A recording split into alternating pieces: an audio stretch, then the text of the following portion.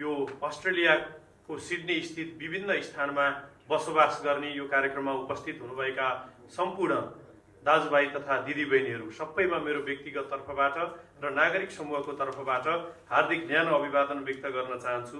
स्वीकार्नुहोस्। नमस्कार। देशप्रतिको माया, देशप्रतिको इज्जत, देशप्रतिको सम्मान र देशप्रतिको तपाईहरूको सद्भाव हो भन्ने रूपमा मैले लिएको छु। म तपाईहरू सबैजनालाई धेरै धेरै धन्यवाद दिन चाहन्छु। र आज खास गरिकन हामी एक दुईवटा विषयवस्तुमा मैले मेरा केही विचारहरू व्यक्त गर्दछु। यहाँ हामीले यो कार्यक्रमको शीर्षक राष्ट्र, राष्ट्रियता र सकारात्मक जीवनका लागि उत्प्रेरणा भन्ने यो कार्यक्रमको टाइटल रहेको छ। सबैभन्दा पहिला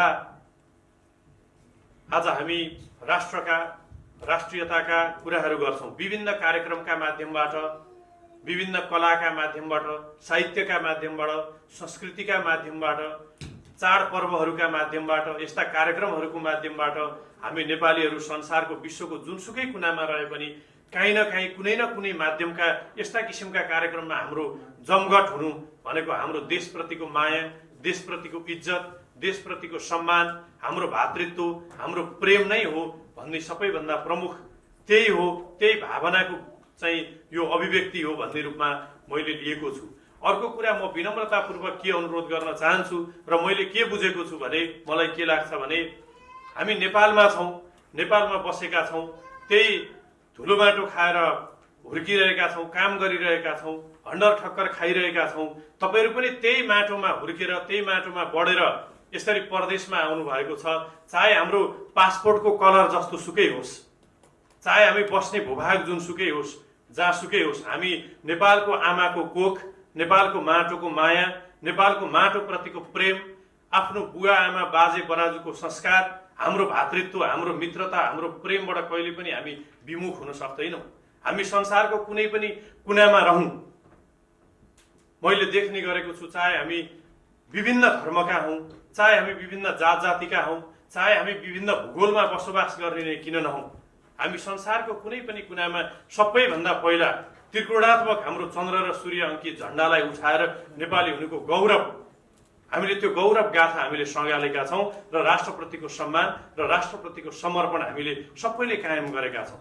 अर्को मलाई के लाग्छ, आज अस्ट्रेलियामा, अमेरिकामा, युरोपमा बस्ने दाजुभाइ दिदीबहिनीहरूको मात्रै होइन, आज अरबमा, खाडीमा कुनै ठाउँमा बसेर दुःख र मेहनत त्यत्तिकै पसिना बगाउने दाजुभाइ दिदीबहिनीहरूका वेदना अझ दर्दनाक छन्। हामी सबैका मेहनतका वेदनाहरू छन्, राष्ट्रियताका वेदनाहरू छन् र आफ्नो जीवनमा केही गर्ने, बुवा आमालाई सुख कटाउने र देशको लागि, समाजको लागि केही गर्ने हामी सबैजनासँग साझा अठोट र प्रतिबद्धताहरू छन्। र मलाई के लाग्छ भने, म सधैँभरि कल्पना गर्ने गर्छु, परदेशमा बस्ने साथीहरूले जसरी घरमा कुरा हुन्छ, पहिला पहिला त अझ धेरै चिठी पत्रको समय थियो, अहिले त प्रविधिको कारणले गर्दा चिठी पत्र भन्दा पनि बढी अब अहिले हामी प्रविधिकै प्रयोग गर्छौँ। प्रविधिकै प्रयोगको सिलसिलामा पनि त्यही हो, जनरली हामी बुवा आमासँग, दाजुभाइसँग, दिदीबहिनी, आफन्तसँग कन्भर्सेसन हुँदाका कुराहरू भनेको कस्तो छ, तपाईँको काम के गर्नुहुन्छ, काम पाइयो कि पाइएन, गाह्रो छ कि सजिलो छ, होइन, बुवा आमाले सबैजनाले सोच्ने, दाजुभाइले सबै आफन्तले सोध्ने भनेको त्यही त हो। यहाँ जति मेहनत भयो नि, जति पीडा भयो नि, जति अप्ठ्यारा भयो नि, जति वेदना भयो नि, होइन, केही पनि गाह्रो काम छैन। 8 घण्टा काम गरेपछि हुन्छ, यदि आम्दानी हुन्छ, मजाले बसेको छु, खाएको छु, होइन। श्रीमान र श्रीमती बिछोडिनु पर्दाको वेदना छ। एउटी आमा बिरामी पर्दाखेरि एउटी आमालाई कति किन इच्छा हुँदैन आफ्नो छोराले मेरो टाउको सुमसुमी आओस्, छोराले दिएको बोतलको पानी गिलासमा हालेर चाहिँ त्यो पानी र औषधि खाउँ, होइन। कुन चाहिँ छोरालाई हामीलाई याद नआउँदो हो, हामी कुन चाहिँ छोरीलाई याद नआउँदो हो, हामी यहाँ बिरामी पर्दा हामीलाई आमाले टाउको सुमसुमियाएर औषधि खुवाएको, जाउलो पकाएर खुवाएको, हामी सबैजनाका ती यावत धेरै ठुला वेदनाहरू छन्, धेरै पीडाहरू छन्। तर त्यो पीडाका बीचमा पनि हामीसँग थुप्रै समस्याहरू छन्, थुप्रै बाध्यताहरू छन्, आफ्ना यथार्थता र ती अवस्थाहरू छन्। तर त्यो यथार्थता र अवस्थाको बीचमा पनि म के आग्रह गर्न चाहन्छु, के अनुरोध गर्न चाहन्छु भने, आज हामी राष्ट्रियताका कुरा गर्दैछौँ र राष्ट्रियताको कुरा गर्दाखेरि चाहिँ मलाई के लाग्छ भने, हामीले राष्ट्रियताको विषयमा चर्चा गर्दाखेरि सबैभन्दा पहिला राष्ट्रियता भन्ने बित्तिकै के कुराहरू निक्लिन्छ त, होइन। राष्ट्रियता एउटा हाम्रो निश्चित भूगोलभित्रका माटोका कुराहरू आउँछन्, भाषाका कुराहरू आउँछन्, जातिका, धर्मका, संस्कृतिका, वर्गका, हाम्रा सम्पत्तिका, हाम्रो इमानको, हाम्रो स्वाभिमानका कुराहरू आउँछ। त्यति मात्रै होइन, अहिले आएर हामीले नयाँ ढङ्गको छलफल के गरिरहेका छौँ भने राष्ट्रियता भनेको एउटा भूगोलमा सीमित हुने र भूगोलभित्र बसोबास गर्ने मान्छेले चर्चा गर्ने विषय मात्रै होइन। राष्ट्रियता भनेको भावना हो, राष्ट्रियता भनेको प्रेम हो, इज्जत हो, देशप्रतिको त्यो सम्मान र सद्भाव पनि हो। त्यसकारणले राष्ट्रियताको भावनालाई त्यो एउटा निश्चित भूगोलभित्र बसोबास गर्ने व्यक्तिले मात्रै चर्चाको विषय चाहिँ बनाउनु हुँदैन। हामी संसारभरि जहाँ छरिए पनि हाम्रो राष्ट्रियताको भावना र त्यहाँ बस्नेको मान्छेको राष्ट्रियताको भावनामा केही कमी छैन भन्ने चर्चा हामी गर्ने गरेका छौँ। तर मलाई अहिले आएर के लाग्छ भने संसारका थुप्रै देशहरूमा गएँ, केही देशहरूमा घुमेँ, यसै गरी नेपाली व्यक्तित्वहरूसँग अन्तर्क्रिया गर्ने मौका पाउँदाखेरि हामी जति नेपालमा बस्ने मान्छेले नेपालको महत्त्व बुझेका छौँ अथवा जति नेपालको राष्ट्रियताको अथवा आफ्नो देशको गौरव, इज्जत, त्यसको माया, त्यो माटोप्रतिको माया र सम्मान हामीलाई जति लागेको छ त्यहाँभन्दा 10औं गुणा बढी त्यसप्रतिको माया र सम्मान तपाईँ बाहिर बस्ने साथीहरूको मैले देखेको छु। म धेरै नमन गर्न चाहन्छु, यसको लागि म अनुरोध गर्न चाहन्छु। र यो राष्ट्रियताकै सन्दर्भमा कुरा गर्दाखेरि म 2-3वटा विषयमा भन्छु। आज राष्ट्रियताको सन्दर्भमा हामी माटोसँग जोड्छौँ, भूगोलको माटो। आज चारैतिरबाट नेपालका सिमानामाथि आक्रमण हुने, सिमानाका विवादका विषयका कुराहरू उठेका छन्। कोही बरु परदेशमा बस्ने नेपालीहरूले खबरदार हामी विदेशमा छौँ, मेहनतले केही समयको लागि बाध्यताले विदेशिएका छौँ, हाम्रो देश हामी बनाउन सक्षम छौँ, एक चिम्टी माटो तलमाथि पर्नु हुँदैन भनेर आवाज उठाउनु भएको छ। नेपालका युवाहरूले आवाज उठाउनु भएको छ, तर सम्बन्धित निकायको चासो कम गएको देखिन्छ।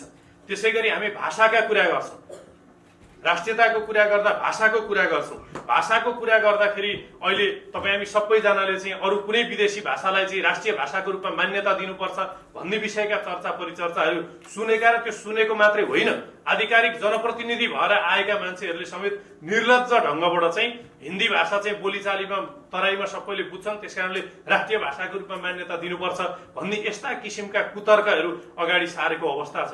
हाम्रो मैथिली भाषा छैन, हाम्रो भोजपुरी भाषा छैन तराईमा बोल्न, त्यसलाई सम्पर्क भाषा हामी किन बनाउन सक्दैनौँ? यी विषयका कुराहरू छन्। हामी जात जातिका विषयको कुराकानी गर्दा एक जाति र अर्को जातिको बिचमा द्वन्द्व उत्पन्न गराउने, जात जातिको बिचमा लडाउने, भिडाउने, उचाल्ने, पछार्ने किसिमका गतिविधिहरू, हाम्रो अनेकतामा एकता जुन हाम्रो विविधता छ त्यो विविधतालाई भड्काउने किसिमका प्रयासहरू भएका गतिविधिहरू हामी पाउँछौँ। हामी धर्मको नाममा विभिन्न जबरजस्ती धर्म परिवर्तनदेखि विभिन्न कुराहरू चाहिँ सुनेर धर्मका नाममा मान्छेहरूलाई लडाउने, त्यसै गरी पहिचान भने नेपाली हुने आइडेन्टिटी माथिको विषयमा प्रश्न उठाउने, अनि इतिहासका जुन महत्त्वपूर्ण कुराहरू हुन् ती कुराको संरक्षण गर्नुपर्ने विषयको कुरामा इतिहासको गलत व्याख्या गर्ने, यस्ता किसिमका कुराले चाहिँ चारैतिरबाट हामीहरूको यो राष्ट्रियतामाथि आक्रमण भइरहेको अवस्था छ। र हाम्रो जुन भाषा छ, संस्कृति छ, परम्परा छ, रीतिरिवाज छ र हाम्रा जुन मूल्य मान्यताहरू छन्, हाम्रो एकता छ। फेरि यो मूल्य मान्यता, संस्कृति, वेशभूषाको कुरा गर्दै गर्दा मैले कुनै रूढिवादी परम्पराको कुरा गरेको होइन, यो भ्रममा हामी फेरि नपरौँ। सबैभन्दा पहिला त हामी सम्पूर्ण मानव हौँ, मानिस हौँ, हामी सबैजना बराबर छौँ। त्यसमा कुनै रूढिवादी कुरालाई चाहिँ फेरि धर्मका नाममा, संस्कृतिका नाममा यी गलत छुवाछुतका प्रथाका कुरा, अरू एउटैले ओगटिरहनु पर्ने विषयका कुराहरू, यी विषयका कुराहरूलाई चाहिँ हामीले तिरस्कृत गरेर चाहिँ लैजानुपर्छ भन्ने मेरो विचार छ। र यसको साथसाथै म तपाईँहरू सबैजनाको बिचमा के अनुरोध गर्दछु भने राष्ट्रियताको कुरा र अघि नै महेश्वरजीले पनि यहाँ बोल्दा भन्नुभयो हामी नेपाल फर्किन चाहन्छौँ, हामी सबैलाई नेपाल फर्काउन चाहन्छौँ भन्ने विषयका कुराहरू गर्नुभयो। म चाहिँ खास के अनुरोध गर्छु तपाईँहरूलाई भन्दाखेरि नेपालमा मैले थुप्रै साथीहरूसँग कुरा गरेको छु, बाहिर भएका साथीहरू, यहाँ पनि कतिपयको त्यस्तै किसिमको कुरा छ। चाहे अस्ट्रेलियामा होस्, अमेरिकामा होस्, कुनै पनि देशमा होस्, म बसेर मैले त्यो ठाउँमा महिनाको 5-7 लाख 10-15 लाख रुपियाँ कमाइरहेको छु। म नेपालमा पुगेपछि के अरे बेरोजगार हुन्छु अथवा त्यहाँ सिस्टम छैन, त्यहाँ पोलिटिकल अनस्टेबिलिटी छ, त्यहाँ थुप्रै किसिमका समस्या छ। मलाई यतिसम्म भन्नुभएको छ, मैले केही साथीहरूलाई होइन तपाईँहरूलाई नपुग्दो केही छैन, यसै बुवा आमाको उदेखि सम्पन्नशाली हुनुहुन्छ, सबै कुरा हुन्छ, तर पनि तपाईँ देशमा किन बस्नुहुन्न, तपाईँले नेपालमा बसेर केही गर्नु पर्यो नि भन्ने प्रश्न गर्दा उहाँहरूले मलाई के उत्तर दिनुभएको छ, केसम्म भन्नुभएको छ भने तपाईँको कुरा ठिक हो निगमजी, कसैलाई इच्छा हुन्छ आफ्नो देशमा वातावरण हुँदाहुँदै आफ्नो देश छोडेर परदेशमा गएर काम गर्ने, परदेशमा गएर बस्ने कसैलाई इच्छा हुन्छ? हामी हाम्रो देशमा नेपालमा बस्यौँ भने त हामी एउटा सरकारी कार्यालयमा गयौँ भने सानो काम पनि गर्न सक्दैनौँ, हामी जान्दैन, हामी बाटै काट्न जान्दैनौँ होइन। यस्तो अस्थिर अस्तव्यस्त किसिमको चाहिँ गतिविधिहरू छ नेपालमा, बस्न इच्छा नभएको होइन भनेर चाहिँ त्यो जवाफ मलाई साथीहरूले दिनुभएको छ। यहाँ पनि अहिले तपाईँहरू धेरैजनालाई त्यो कुरा लाग्छ। तर म यसमा के अनुरोध गर्न चाहन्छु, यही विषयवस्तु अन्तर्गत रहेर म तपाईँहरूलाई के अनुरोध गर्न चाहन्छु भने हामी बस्न जहाँ बसे पनि हुन्छ, तर किन नेपाल नै फर्किँदा अझ राम्रो हुन्छ र यहाँ गरेको प्रगति नेपालमा कसरी गर्न सकिन्छ भन्ने विषयमा म एक दुईवटा उदाहरण यहाँहरूलाई के दिन चाहन्छु भने हामी नेपालको विकासका कुरा गर्दाखेरि खास गरी 3-4वटा क्षेत्रलाई प्रमुख प्राथमिकताका साथ हामी छलफल गर्छौँ। जस्तो हामी कृषिको कुरा गर्छौँ, पर्यटनको कुरा गर्छौँ, जलविद्युतको कुरा गर्छौँ, जडीबुटी र भौतिक पूर्वाधारको विकासका कुराहरू गर्छौँ होइन। हामीले नेपाल विश्वमा जलस्रोत उत्पादन गर्ने हिसाबले चाहिँ नेपाल विश्वको ब्राजिल पछिको दोस्रो ठुलो जलस्रोतको धनी राष्ट्र नेपाल हो भनेर हामीले चाहिँ पढेका छौँ, बुझेका छौँ। र एउटा अध्ययनले जलविद्युत उत्पादन क्षमता नेपालको 84,000 मेगावाट उत्पादन गर्न सक्ने क्षमता छ भनेर भनेको छ। अनि मैले अर्को कुरा के अध्ययन गरेँ, मैले यहाँ आउनुभन्दा अगाडि मैले मन्त्रालयमा गएर एउटा मिटिङ पनि गरेँ, छलफल पनि गरेँ। अनि नेपाललाई कति मेगावाट भए हामीलाई पुग्ने रहेछ बिजुली टोटल भन्दाखेरि जम्मा 1300 मेगावाट भए अहिलेको हिसाबले लगभग हामीलाई पुग्ने रहेछ है। अनि अर्को अहिले चाहिँ नेपालले कति उत्पादन गरेको रहेछ जलविद्युत अहिलेसम्म भन्दा 1044 मेगावाट लगभग चाहिँ उत्पादन गरेको रहेछ। त्यो 1044 मध्येमा पनि फेरि 500 मेगावाट त हामीले भारतबाटै लगभग 500 मेगावाट बिजुली चाहिँ हामीले भारतबाटै किनेका रहेछौँ है। अब भनेपछि नेपालमा के छ अहिले साना ठुला 6,000वटा चाहिँ साना ठुला नदीहरू मिलेर मुख्य कोशी, गण्डकी र कर्णाली बनेको छ। त्यसै गरी दुईतिरको सिमानामा चाहिँ मेची र महाकाली छ। हेर्नुहोस् है, एकातिर हाम्रो 84,000 मेगावाट उत्पादन गर्न सक्ने क्षमता छ। अब हामीलाई जम्मा 1300 मेगावाटले पुग्छ बिजुली बाल्नलाई भनेको छ अहिलेको इस्टिमेटले, सरकारी इस्टिमेटले है। यसलाई बढाएर 1300 को ठाउँमा 2000 राखिदिउँ, 3000 राखिदिउँ, अलिकति बढे पनि होइन। तर कति उत्पादन भएको छ? जम्मा 1044 उत्पादन भएको छ हामीसँग अहिले त्यति मेगावाट। त्यस मध्येको पनि झन्डै 500 मेगावाट बिजुली हामीले भारतसँगै किनेका छौँ। हेर्नुहोस् है, हामी हातमा सलाई लिएर आगो खोज्दै हिँड्ने ल। हेर्नुहोस् त, 84,000 मेगावाट उत्पादन गर्न सक्ने हाम्रो क्षमता छ, जबकि हामी नै 84,000 मेगावाट उत्पादन गरेर चाहिँ त्यो बिजुली उत्पादन गरेर हामीलाई जम्मा 2,1300 भनेको छ। 2000 भए पुग्ने रहेछ भने बाँकी बिजुली बेचेर हामी यथेष्ट आम्दानी गर्न सक्ने ठाउँमा उल्टो बाहिरबाट हामी बिजुली किनिरहेका छौँ। अनि हाम्रा खोलाहरू के छन्? जुन खोलाबाट हामीले बिजुली उत्पादन गर्नुपर्ने हो ती चाहिँ विभिन्न नाममा सबै खोला जति झोला हालेर कमिसन तन्त्रको पछाडि लागेका छन्। सबै खोला पुग्छन् मुख्य हेर्नुहोस् है, खोला जति झोलामा छ कमिसनको खेलमा है। अनि उल्टो 1044 मेगावाटमा पनि 500 मेगावाट चाहिँ हामीले बाहिरबाट किन्नु परेको अवस्था छ। अब के रहेछ त त्यसमध्येमा भन्दा हाम्रो कर्णाली चिसापानी खोलाको मात्रै हाइड्रो पावरको इस्टिमेट गर्दा 10,800 मेगावाट त त्यो एकै ठाउँबाट उत्पादन गर्न सक्ने हाम्रो क्षमता छ। एउटै खोलाको उत्पादनले, हाइड्रो पावरको उत्पादनले देशलाई काफी पुगिकन बिजुली बेच्न सक्छौँ हामी। हेर्नुहोस् है, अब अर्को पञ्चेश्वरकै 6,480 छ, एक दुईवटा मैले उदाहरण मात्रै। पश्चिम सेतीको 750 छ। यो किसिमको चाहिँ अवस्था छ। अब हेर्नुहोस् है, एकातिर खोला हामीसँग त्यत्रो छ होइन, त्यत्रो बिजुली उत्पादन गरेर चाहिँ हामीले देशलाई पुर्याइकन अरूलाई बेचेर आम्दानी गर्न सक्ने एकातिर हाम्रो अवस्था छ। तर दुर्भाग्य कस्तो छ हेर्नुहोस्, कोशी ब्यारेज जस्ता, लक्ष्मणपुर बाँधहरू जस्ता ठुल्ठुला बाँध र ड्यामको कारणले हाइड्रो पावर उत्पादन गरेर देशले आम्दानी गर्नुपर्ने खोलाले त्यो आम्दानी दिने त कहाँ हो। हरेक वर्ष अरबौं रुपियाँ बाढीले गर्दा अरबौंको जनधनको क्षति भएको छ। हाम्रा हजारौं दाजुभाइ दिदीबहिनीहरू मर्नु परेको अवस्था छ। हेर्नुहोस्, देशको अवस्था चाहिँ त्यो किसिमको अवस्था छ। अनि मैले अर्को कुरा अब के हुने भयो, एकातिर हामीले त्यो जलविद्युतलाई मात्रै सदुपयोग गर्न सक्यौँ भने एकातिर हामीले बिजुली पुग्यो होइन देशको।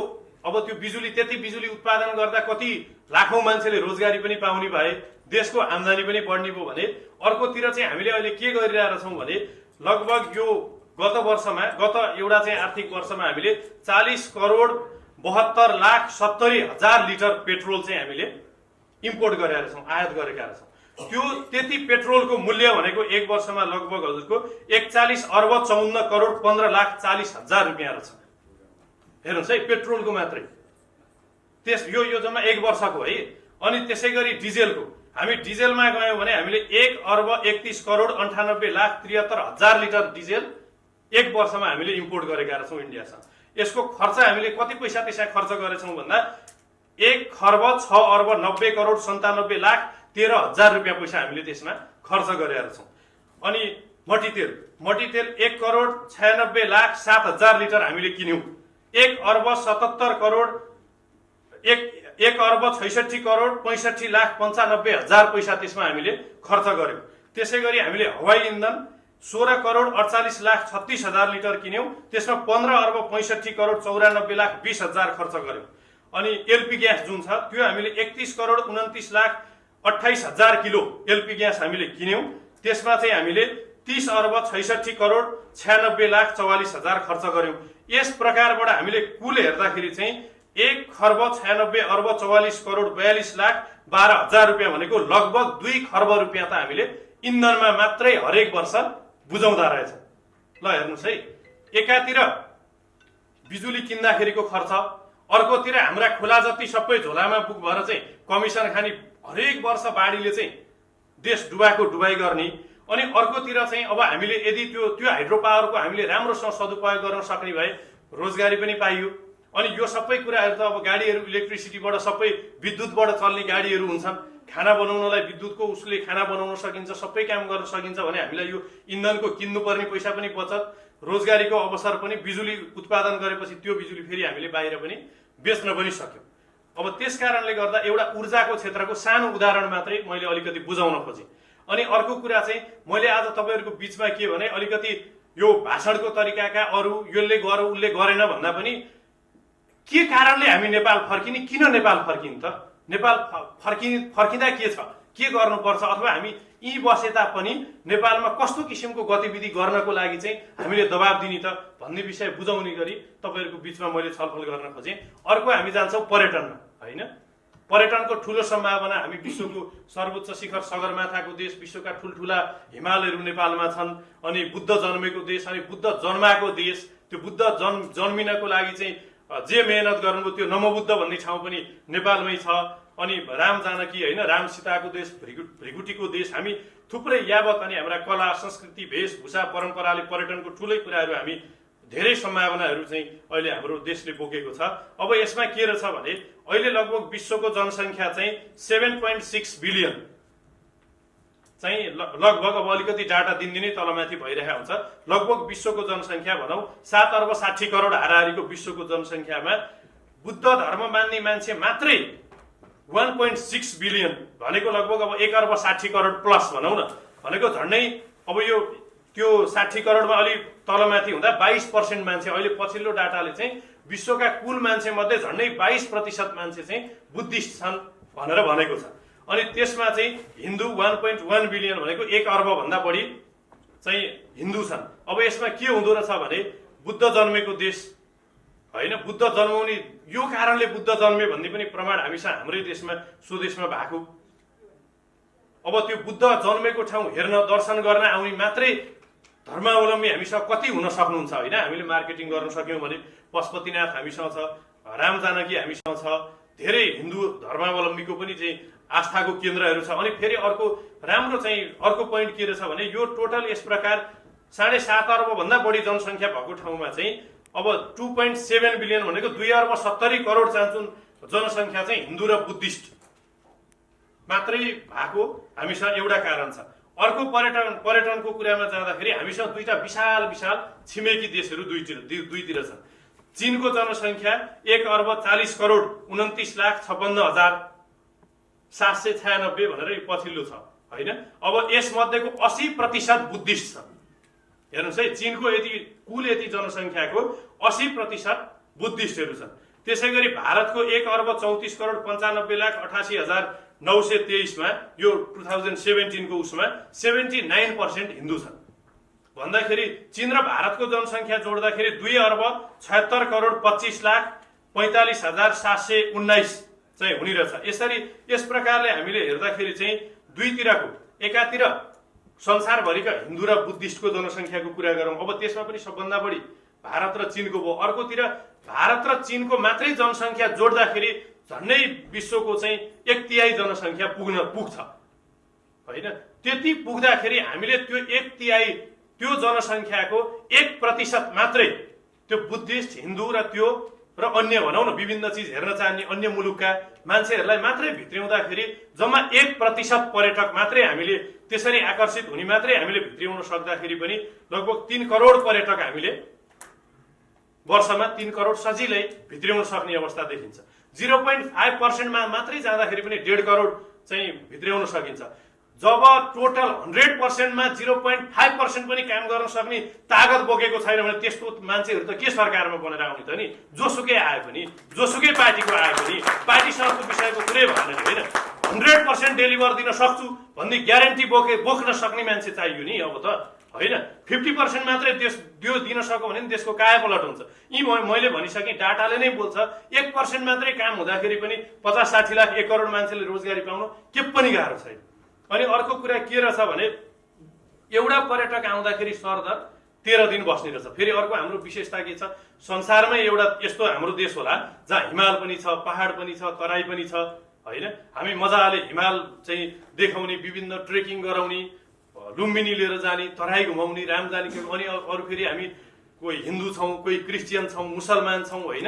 अब विभिन्न धर्मका छौँ, हाम्रा राई के अरे चाहिँ किराँत, तामाङ, लिम्बू, त्यसै गरी नेवार, हामी त विभिन्न जात जातिका हाम्रा आफ्ना कति वेशभूषाहरू छन्, कति ड्रेसहरू हाम्रा छन्, कति नृत्यहरू हाम्रा छन्, कस्ता कस्ता किसिमका परम्परा छन्। हामी कहाँ त टुरिस्ट आउँदाखेरि 2-4 हप्ता त आरामले अल्मल्याउन सक्ने तागत पनि हाम्रो छ। फेरि अर्को कुरा के छ, किन टुरिस्ट नेपाल मजाले सजिलैसँग आउँछन् भने ट्राभलको दृष्टिकोणले पनि। जस्तो इन्डियनलाई र चाइनिजलाई जति अमेरिका जान अथवा अस्ट्रेलिया आउन, अरू देश जान जति प्लेनमा पैसा जति खर्च हुन्छ अथवा यहाँको जति महँगी छ, नेपालमा त त्यो किसिमको महँगी त केही पनि छैन। त्यो डेस्टिनेसनको हिसाबले पनि नजिक भयो, सस्तो पनि भयो हैन। अनि हामीले त्यो किसिमको अरू विश्वको अरू देशमा नदेखिने चिज त्यहाँ देखाउन सक्छौँ, सस्तो पनि पर्छ भने को मान्छे आउँदैन? सबैजना आउँछ। लगभग सरदर 13 दिन जति चाहिँ एउटा पर्यटक आउँदाखेरि चाहिँ बस्ने रहेछ। अझ यसमा एउटा त अझ के तथ्याङ्क छैन भने प्राय जसो गरेर चाहिँ त्यहीँ बस्ने भन्दा पनि प्राय सबै इन्डियातिर घुम्न जाने, अनि त्यतैबाट फुत्ता आउने, 1 दिन 2 दिन नेपाल घुम्ने, फर्किहाल्ने टाइपको बेसी छ। अझ त्यसमा हामीले कन्ट्रोल गर्न सकेका छैनौँ। अनि एउटा पर्यटकले सरदर $67 चाहिँ प्रतिदिन खर्च गर्दो रहेछ अहिलेको हाम्रो तथ्याङ्कले हैन। अनि त्यसरी 13 दिन बस्नेको $67 को दरले हिसाब गर्दा 871 खर्च गर्दो रहेछ भने सस्तै भयो ट्राभलको हिसाबले पनि। अनि अहिले सरसर्ती हेर्दा संसारका 14 वटा देशमा 50% भन्दा बढी बुद्ध धर्म मान्ने मान्छे रहेछ। अनि 7 वटा देशमा त 90% भन्दा बढी बुद्धिस्ट रहेछन् हेर्नुस् है। यस कारणले गर्दाखेरि चाहिँ हामीसँग पर्यटनको चाहिँ अलिअलि होइन कि धेरै नै थुप्रै नै सम्भावना चाहिँ पर्यटकको पनि छ। मैले अघि नै तपाईहरुलाई अनुरोध गरेँ, हाम्रो अर्को हामी कृषिको कुरा गर्छौँ। अब कृषिमा के हुन्छ, अहिले गाउँघरमा अलिकति भने यो कृषिको आधुनिकीकरण नभएको कारणले बुवा आमाले पनि छोराछोरीलाई पढ्दाखेरि राम्रोसँग पढ्ने नभएपछि हलो जोत्नु पर्ला हैन। त्यो भनेको के हो भने त्यो हलो जोत्ने अथवा काम गर्ने, धान रोप्ने भनेको चाहिँ एकदमै थर्ड क्लास काम हो कि क्या हो भन्ने किसिमले चाहिँ मान्छेहरूको बुझाइ छ। त्यो बुझाइलाई चिर्नु जरुरी छ। त्यो बुझाइलाई चिर्ने एउटै उपाय भनेको के हो भने कृषिलाई व्यावसायिकीकरण गर्ने हैन। कृषिबाट जागिरबाट भन्दा बढी कृषिबाट मनज्ञ आम्दानी हुन्छ भने को जागिरको पछाडि लाग्छ? कृषिको पछाडि लाग्छ नि। त्यसलाई एउटा सम्मानित व्यवसायको रूपमा चाहिँ हामीले स्थापित गर्न सक्यौँ भने। तर त्यसमा पनि के छ भने हामीसँग जम्मा लगभग 17% जति मात्रै खेतीयोग्य जमिन छ टोटल, किन हिमालको कारणले, पहाडको कारणले। अझ त्यसमध्येमा हामीसँग चाहिँ 10,30,000 हेक्टर जमिन चाहिँ खेतीयोग्य तर खेती नगरिकन अहिले बसिरहेको जमिन चाहिँ हामीसँग बाँकी छ। अनि अर्को अलिकति तर अहिलेको अर्थतन्त्रले तर पनि हाम्रो के भन्छ भने 66% मान्छेले चाहिँ कृषिबाटै रोजगारी पाइरहेछन्, त्यसैमा निर्भर छन् भन्ने हाम्रो चाहिँ अहिलेको तथ्याङ्क छ। र हामी अलिकति कहाँनेरि चुकिरहेका छौँ कृषिमा पनि जस्तो मलाई लाग्छ भने हामी गहुँ, मकै, धान यसका परिकार हामी केही पनि नबनाउँ हैन। अनि मरिमरि किसानले दुःख गर्यो, 15 रुपियाँ, 18 रुपियाँ, 20 रुपियाँ पनि पर केजी आउँदैन मकैको, गहुँको मूल्य त्यति आउँदैन। अनि त्यही 15 रुपियाँ 12 रुपियाँमा चाहिँ नि अर्कोले आएर सबै गहुँ मकैहरू हामी कहाँबाट किनेर लान्छ। अनि त्यसको 7-10 दिनपछि त्यसलाई यसो बट्टामा पोको पारेर हर्लिक्स, भिभा, कर्नफ्लेक्स बनाएर हामीलाई पठाइदिन्छ। फेरि हामी 500-700 रुपियाँ किलोमा माल किन्छौँ, जति पनि किन्छौँ हैन। यो त अहिलेको हाम्रो वास्तवमा रियालिटी छ। अनि अर्को कुरा के छ भने गाउँमा किसानले उत्पादन गर्छ प्याज, आलु, गोडबेला हैन, त्यसको उसले उचित बजार मूल्य, बजार भाउ पाएको छैन 10 रुपियाँ 12 रुपियाँ 15 रुपियाँ धार्नीमा छ्यासी पाइन्छ। काठमाडौँमा अथवा सहरमा जाने बित्तिकै 60-70 रुपियाँ किलोको पर्छ। भनेको यो पुरै बिचको बिचौलियाको कारणले गर्दाखेरि चाहिँ त्यो किसिमको ठुलो खाडल छ। मैले यो अनुरोध गर्न खोजेको। अनि अर्को कुरो के भने अब शिक्षामा त्यस्तै छ, स्वास्थ्यमा त्यस्तै छ, होइन, थुप्रै कुराहरू छ। मैले यो चाहिँ तपाईँहरूलाई केवल नेपालमा केही छैन, बिग्रिसकेको समस्या छ भन्ने निराशको कुरा होइन कि यी क्षेत्रमा नेपालका समस्याहरू छन्। यी क्षेत्रमा नेपालमा चाहिँ सम्भावनाहरू पनि छन्। यो सम्भावनाको कुरा पनि मैले तपाईँहरूलाई अनुरोध गर्न खोजेको। अनि अर्को कुरा के हो भने ल ठिक छ, बिग्रियो होइन, तर सिक्किम जस्तो देशै सकिया त छैन नि, तिब्बत जस्तो नेपालै सिद्ध्या त छैन नि।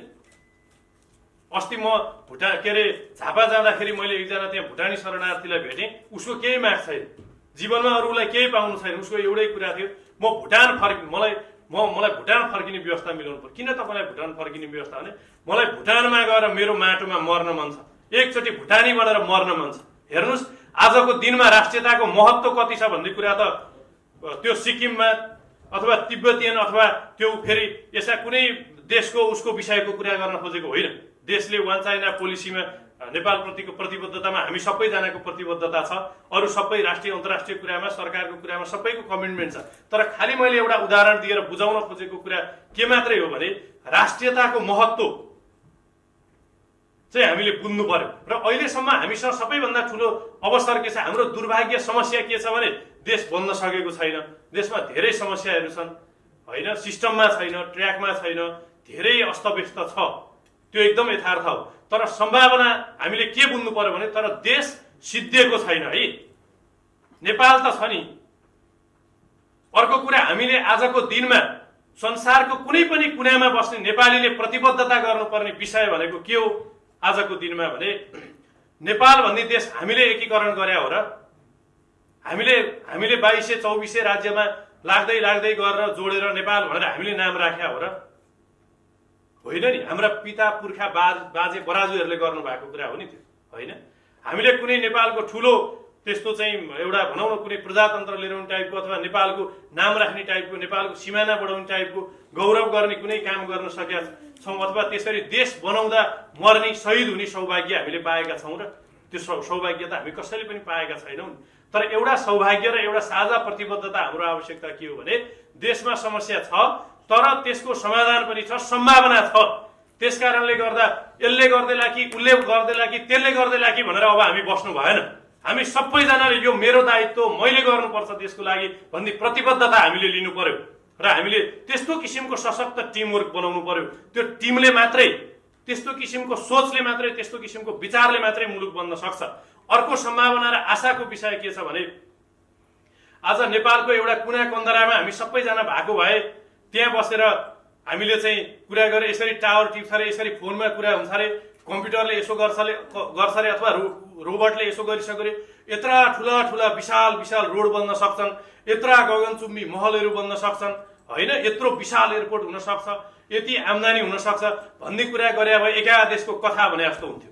तर आज एउटा देशको सबैभन्दा ठुलो सम्पत्ति के हो भने तपाईहरु जस्ता लाखौं साथीहरू विदेशमा हुनुहुन्छ, जसले विकास सम्भव छ, विकास मान्छेले नै गर्ने हो, यी देशमा हुन्छ भने नेपालमा किन हुन सक्दैन भन्ने कुरा तपाईहरुले बुझ्नु भएको छ।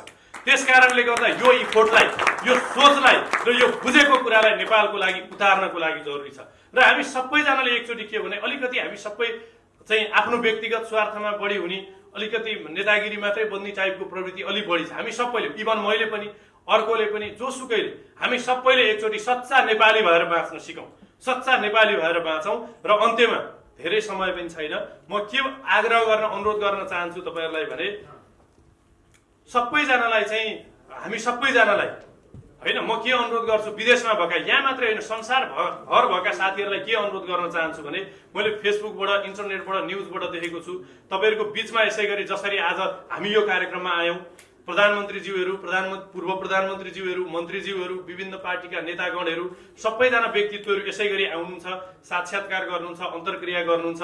म तपाईहरुलाई एउटा अनुरोध के गर्न चाहन्छु भने तपाईहरुले त्यसरी आउने, तर आज सौभाग्यको, ठूलो सौभाग्यको कुरा हो कि हामीले यस्ता महापुरुष सपुत कार्यक्रमको प्रमुख अतिथिको रूपमा पाएका छौं, जो समकालीन व्यक्तित्वहरू मध्येमा पाएको जिम्मेवारी कुशलतापूर्वक समयमै निर्वाह गरेर देशलाई एउटा अप्ठ्यारो परिस्थितिबाट अगाडि पार्टीका प्रति कुनै नेताका प्रति कसैका प्रति टिप्पणी गर्दिन।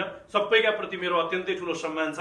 तर तपाईहरुप्रति मेरो विनम्रतापूर्वक के अनुरोध छ भने नेताज्यूहरू यसरी विदेशमा आउँदाखेरि तपाईहरुले फुलमाला लाएर स्वागत गरेर खुवाएर पकेट खर्च दिएर फोन किनेर मात्रै नपठाउनुहोस् है। घरमा पालेर मेरो मन्त्रीसँग लिङ्क छ, मेरो प्रधानमन्त्रीसँग लिङ्क छ, मेरो योसँग टच छ भनेर अरू नेपालीहरूलाई एक्सपोज दिने काम नगर्नुहोस्। तपाईहरुले त्यसरी आउने प्रत्येक नेतालाई तपाईहरुले भन्नुपर्छ मेरो देश यहाँभन्दा सुन्दर हुन्थ्यो, के कारणले हुन सकेन, तपाईको प्रतिबद्धता के छ मेरो देश यसरी यहाँभन्दा विकसित बनाउन, त्यो कमिटमेन्ट दिनुस् भनेर तपाईहरुले रियाक्टी बनाउनु पर्छ। त्यसपछि के हुन्छ भने उहाँहरूलाई पनि ओहो होइन, अहिले त के भयो भने अलि बढी नै छाडा हुनुभयो कि जस्तो लाग्छ कि जहाँ गए पनि मान सम्मान मात्रै, इज्जत मात्रै, त्यो अलिकति पोजिटिभली भनिदिने मान्छे पनि कोही भएन। त्यो भएको कारणले गर्दा त्यस प्रकारबाट चाहिँ सकारात्मक रूपबाट है, फेरि नेगेटिभली कसैलाई गाली गलौज गरेर होइन, सकारात्मक चाहँदा त बन्दी रहेछ नि त।